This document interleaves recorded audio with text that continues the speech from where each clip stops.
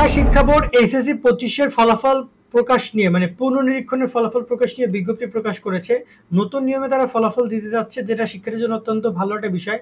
আর result কতটুকু কি পরিবর্তন হচ্ছে সে বিষয়ে আমরা একটা আপডেট জানতে পেরেছি, তাই তোমাদেরকে অবশ্যই জানাতে চাই। সম্পূর্ণ ভিডিওটি শেষ পর্যন্ত তোমরা দেখো।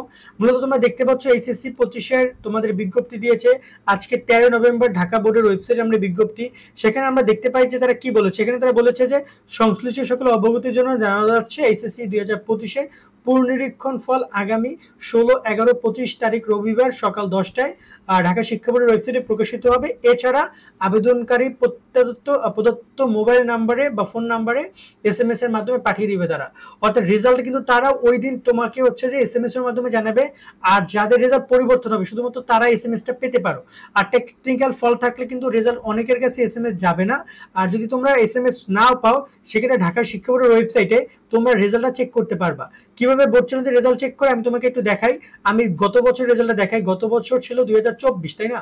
24-এ ওরা বোর্ড চ্যানেলে আবেদন করেছিল। আমি যদি 24-এর বোর্ড চ্যানেলের রেজাল্টটা দেখতে যাই, অনেক আগের নোটিশ, বাট খুব ইজিলি দেখা যাচ্ছে রেজাল্টটা কিভাবে ওরা দিছিল। সেই যে আমরা 25-এর তোমাদের এক্সাম টাইমে চলে আসছে। ওকে, তো খুব শীঘ্রই আমরা একটা মিনিট ওয়েট করে একটু হোল্ড টাইম দাও। ওকে, দেখতে পাচ্ছ এই যে তোমাদের বোর্ড চ্যালেঞ্জের রেজাল্টটা চলে আসছে। দেন আমরা এটা যদি রেজাল্ট অপশনে ক্লিক করি, ডাউনলোড অপশনে, তো আমাদের সামনে আসলে মূলত এখানে সরাসরি রেজাল্টের শীট নিয়ে আসছে। সো এখানে আমাদের রোল নাম্বার, রেজিস্ট্রেশন নম্বর দিয়ে আমাদের এখান থেকে রেজাল্টটা দেখতে হবে। মূলত একটা শীট তারা প্রকাশ করতো, বাট এখন আর শীটটা আমরা দেখতে পাচ্ছি না, তারা এই শীটটা উঠাই ফেলছে। এখন তোমরা অনলাইনে এসে রোল নাম্বার দিবা, এখানে রেজিস্ট্রেশন নাম্বার দিয়া জাস্ট গেট রেজাল্ট অপশনে ক্লিক করবা।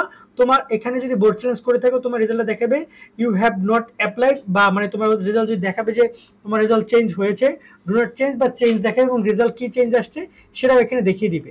সো এটা হচ্ছে তাদের নতুন যে ওয়ে, সেখান থেকে তোমরা রেজাল্টটা দেখতে পারবা। এছাড়া যে আরো কোনো ওয়ে তারা দেয় যেখান থেকে রেজাল্টটা দেখা যায়, আমরা তোমাদেরকে জানিয়ে দিব। সো এই হচ্ছে আপাতত রেজাল্ট প্রকাশ করার বিষয়টা। আর একটা কথা বলতে চাই যে তোমাদের এসএমএসও তোমরা পাবা। সো এসএমএসও তোমরা যদি পাচ্ছ, এসএমএস থেকে তোমরা রেজাল্টটা দেখে নিতে পারবা।